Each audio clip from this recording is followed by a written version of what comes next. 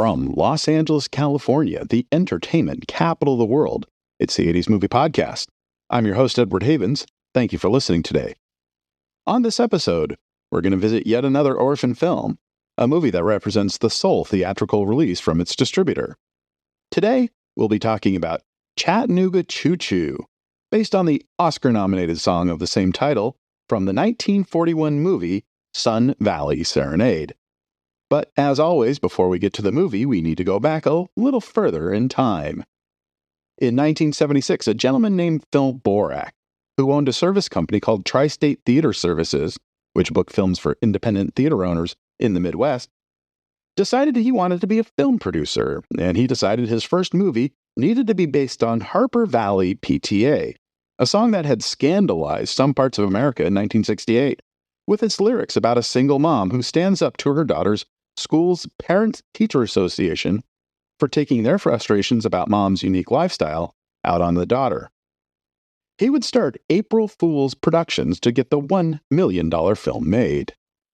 After the film's completion, Borak couldn't find a distributor willing to release the film, so he would add a distribution company to his production company to get it into theaters. The Harper Valley PTA movie would be released on May 23, 1978, featuring I Dream of Jeannie's Barbara Eden as the mom, and it was a hit in theaters, earning $25 million during its 9-month run in theaters. After the film finished its rounds around the country, Borak would shut down the distribution side of the operation, and soon thereafter, the production side as well, once the television series adaptation of the movie finished its 30-episode run in 1982.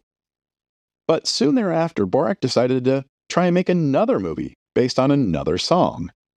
Chattanooga Choo Choo was a big band swing tune recorded by Glenn Miller and his orchestra, which told the story of a young man on a train from New York City bound for Chattanooga, Tennessee, where the love of his life is waiting for him to arrive so they can settle down together. The song would be the first single ever to be awarded a gold record from the Recording Industry Association of America and had been the #1 song in the nation when Japan attacked Pearl Harbor.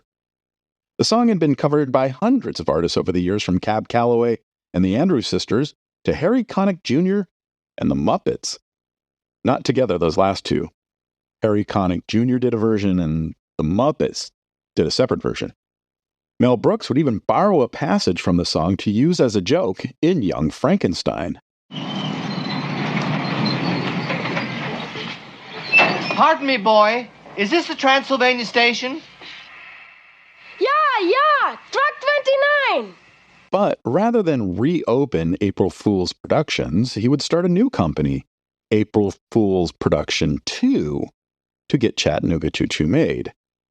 Borak would hire Bruce Bilson, a second-generation director who had won an Emmy for directing an episode of Get Smart in 1968, to direct the film.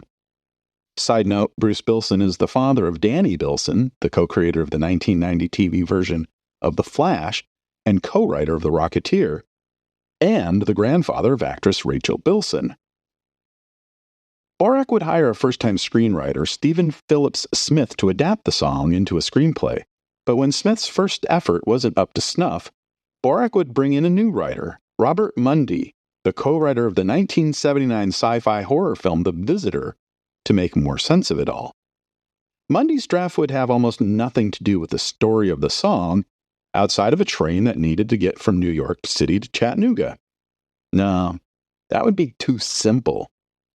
Now we have Alonzo, whose entire life has been the ownership of the Chattanooga Choo Choo Railway. Alonzo is about to celebrate his 75th birthday with his family, which includes his daughter Estelle, her husband Bert, their daughter Jenny, and Jenny's fiancé Paul, as well as many of the staff of the train. Bert is late to the party because he's been fooling around with his mistress Maggie, who he plans on marrying once he divorces Estelle. Alonzo dies shortly after the party and leaves $5 million in the will for his granddaughter and his property and company to his daughter.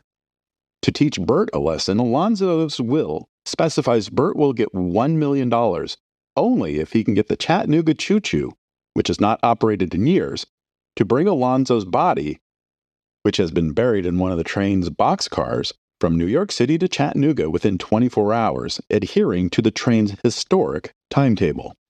And there's a ton of subplots involving football teams, bikers, a Memphis con man posing as a count, peepholes, a half-blind trained fireman and a half-deaf trained engineer, racist slurs, biker cliches, and a bunch of other things that are so silly they can only be seen to be believed.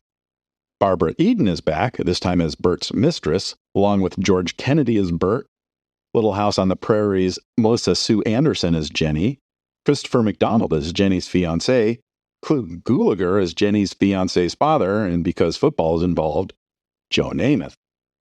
Like any good producer, Borak did not spend much of his own money producing the film.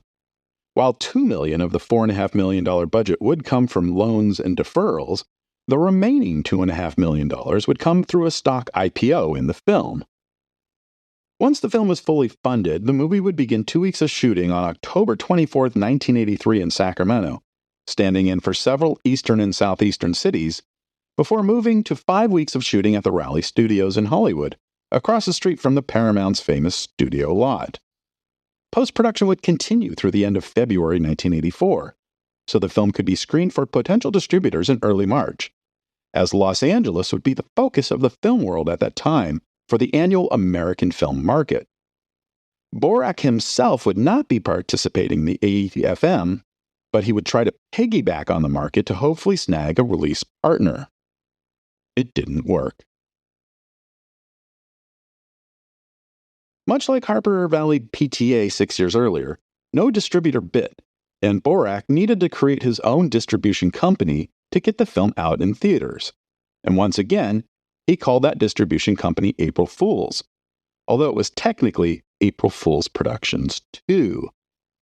Borak wanted to release the film on May 23rd, the same date he released Harper Valley PTA, but that date was already taken by the first expected blockbuster of the 1984 summer movie season, Indiana Jones and the Temple of Doom. So Borak decided on a different date, May 25th. It was definitely a calculated risk, but if there's one thing we have seen time and time again in the movie distribution game, is that the market can and will expand as needed if there are multiple movies out at the same time that audiences want to see. We saw it in the summer of 2023 when Barbie and Oppenheimer both opened to huge business the same weekend. And we saw it just 2 weeks after the release of Temple of Doom, when Ghostbusters and Gremlins both opened to big box office, with Temple of Doom coming less than $500,000 short from beating Gremlins for second place. And there's a valid argument for counter-programming. When a company deliberately releases a movie that is the polar opposite of the big blockbuster coming out that week, in the hopes of luring those not interested in seeing that movie to see their movie, or hoping some people who didn't want to wait another hour or two to see the sold-out blockbuster and just buy a ticket for this movie that's about to start. DreamWorks did this to some effect in May 1999, when they released the romantic comedy The Love Letter the same weekend as The Phantom Menace, and ended up having the third best per-screen average of the top 10 films that weekend. We also saw that happen in the same June weekend in 1984, when Orion Pictures released the urban dance drama Beat Street against Ghostbusters and Gremlins, opening in 5th place with more than $5.2 million in ticket sales that weekend. Phil Borak would even say as much when he was interviewed by the movie industry trade publication Variety in early April 1984, when he noted that every other distributor was scared to release a film against Temple of Doom. And as a family movie, he said, the longer he waited to release during the summer, there'd be more competition in the number of studio releases in the market, and he was correct. The week after Paramount released Temple of Doom, Paramount released the third Star Trek movie, The Search for Spock. A week later came Ghostbusters and Gremlins. Then there'd be The Karate Kid, Top Secret, Cannonball Run 2, Conan the Destroyer, Bachelor Party, The Last Starfighter, The Muppets Take Manhattan, The Neverending Story, Purple Rain, Red Dawn, Tightrope, Revenge of the Nerds. Practically every weekend in June, July, and August, there were 2 or more new studio films in theaters. It definitely got crowded that summer, taking the crown of the busiest summer season ever from 1982, when all was said and done. In fact, Borak had a pretty good plan. Release the film in about 750 theaters nationwide, keep advertising spending down by utilizing only local television ad spend, use co-op newspaper ads with local exhibitors, and avoid the most expensive markets to advertise in, the Northeast Corridor representing Boston, Cleveland, New York City, Philly, and Pittsburgh. And that is until the film could show its strengths in markets like Chicago and Los Angeles.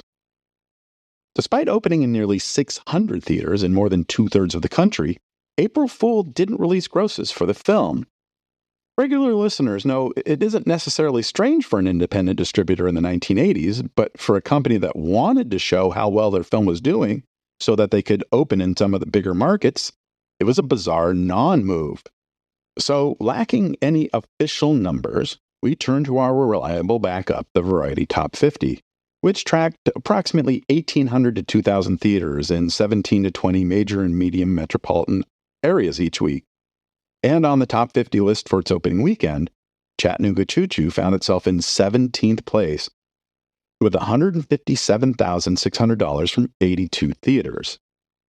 For comparison's sake, Temple of Doom was at the top of the Variety Top 50 list with $11.75 million from 282 sample theaters versus its national gross of $45.7 million from 1,687 theaters. In its second weekend, still no official numbers from April Fools, but the Variety charts show the film falling to 26th place with $45,909 from 47 theaters. And by week 3, it'd be off the charts. Its final numbers $219,272. And the film would never open in Boston or New York or any of those cities in the Northeast Corridor. It also didn't help the film that the week before Chattanooga Choo Choo opened in theaters, Warner Brothers released Finders Keepers, another train-based comedy with an almost identical ad campaign. Like many of the non-studio films of the era, the last time the movie would be readily available for public consumption is its VHS release and some cable screenings in the mid-1980s. As of November 2023, the film has never been released on DVD or Blu-ray and has never been available on any streaming service. The only way to see the film today is a poorly formatted rip of the 1985 Thorn EMI VHS tape available on YouTube. The film is not very good regardless of that formatting on YouTube, with the one interesting thing happening at the end of the movie when, during a wedding scene, Joe Namath uses his actual Super Bowl III championship ring to betroth himself to his bride. Other than that, there's a lot of silly slapstick stuff that you've already seen 100 times before in 100 better movies. Thank you for joining us. We'll talk again soon. Remember to visit this episode's page on our website, the80smoviepodcast.com, for extra materials about Chattanooga Choo Choo. The 80s Movie Podcast has been researched, written, narrated, and edited by Edward Havens for Idiosyncratic Entertainment. Thank you again. Good night.